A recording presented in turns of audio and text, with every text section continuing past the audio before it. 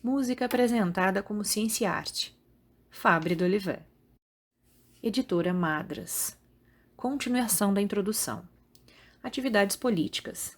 Ainda em 1789, ele escreve acerca dos efeitos que a Revolução teve sobre a música. Os investigadores da Revolução, reflete ele, sabiam que para mudar os costumes morais seria necessário primeiro mudar a música, induzindo a criação de músicas belicosas, que eletrificassem a alma. Os compositores caíram na armadilha, explorando os instrumentos de sopro para produzir a música bárbara. Mas essas tempestades iriam passar, predizia Fabre d'Olivet, e nós iríamos testemunhar a volta da melodia.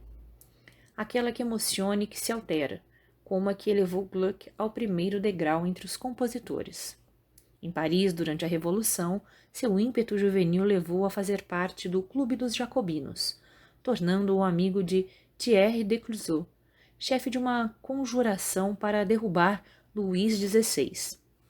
Durante o diretório, fundou L'Invisible, jornal político, literário e moral, no qual se apresentava como um descendente de Gigès, que pretendeu possuir, como ele, o poder de se tornar invisível.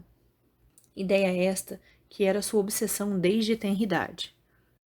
Em 700 números do jornal, sustentou a ideia de ser um observador munido de uma vara, que lhe permitia ver, sem ser visto, os trabalhos do corpo legislativo ou as cenas de costumes do Palácio Real.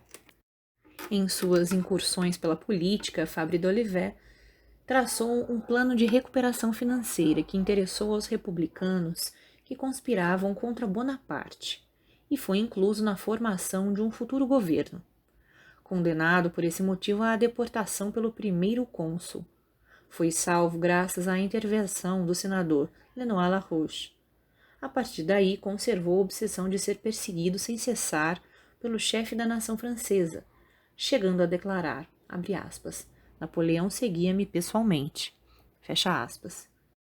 Foi discípulo em sua tenra idade do filósofo panteísta Delis de Sales, tendo composto nessa época poemas e peças de teatro. Mais tarde, publicou um romance do gênero trovador, Azalie et le Gentil Almar, 1799, e sua correspondência com a irmã, Lettre à Julia sur l'Historie, 1801, que definiu como um romance cosmogônico, mitológico e mesmo histórico, encerrando visões bastante extensas e pormenores muito felizes. A parte mais marcante era uma descrição da Atlântida e seu modo de vida. Escreveu também sobre o pseudônimo de Mademoiselle de B, Les Savants de Société, 1801, contendo as regras de inúmeros jogos da sociedade, classificados como jogos de memória, jogos de espírito, jogos de esperteza.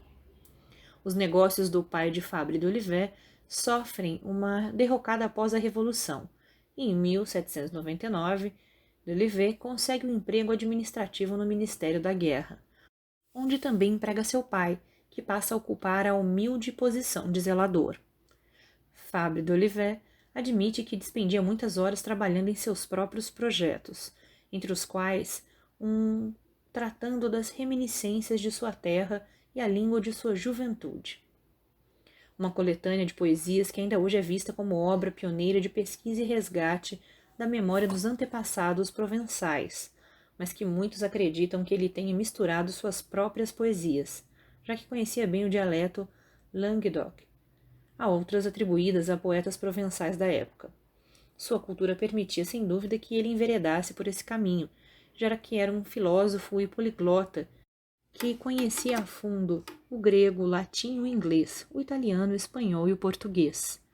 Também aprendeu hebreu com os rabinos e possuía rudimentos de sânscrito e céltico.